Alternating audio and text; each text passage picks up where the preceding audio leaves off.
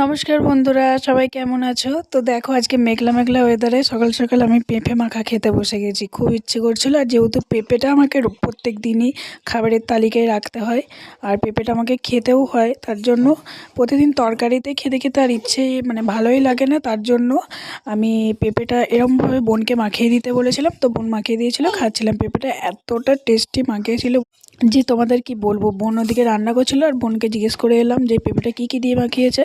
তো বোন বলল যে চাট মশলা, নুন, গোলমরিচ আর ম্যাগি মশলা দিয়ে মাখিয়েছে। তো আমি আমার রুমে চলে এলাম পেঁপে মাখাটা খেতে।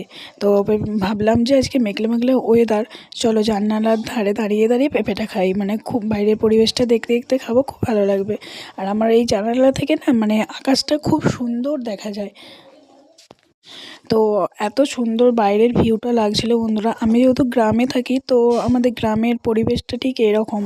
তো তোমাদের ওখানকার পরিবেশ কীরকম, আর তোমরা কে কোথায় থাকো তোমরা কমেন্ট করে জানিও। আর এত সুন্দর আকাশটা লাগছিল বন্ধুরা, দারুণ সুন্দর লাগছিল। এদিকে আমার বড় মাদের কিছু সবজি গাছ লাগিয়েছে, তো সেগুলোই আমি দেখলাম পুরো একদম সতেজ হয়ে গেছে, একদম মরে গিয়েছিল বন্ধুরা। এত রোদের তাপে মরে গেছিলো মনে হচ্ছিলো, গাছগুলো পুরো সতেজ লাগছে। আর এদিকে পেঁপে মাখাটা রেখে আমি খেতে দাঁড়িয়ে দাঁড়িয়ে খেতে লাগলাম। পেঁপেটা টেস্ট করে দেখলাম অসাধারণ মাখিয়েছে, খুবই সুন্দর খেতে হয়েছে পেঁপেটা।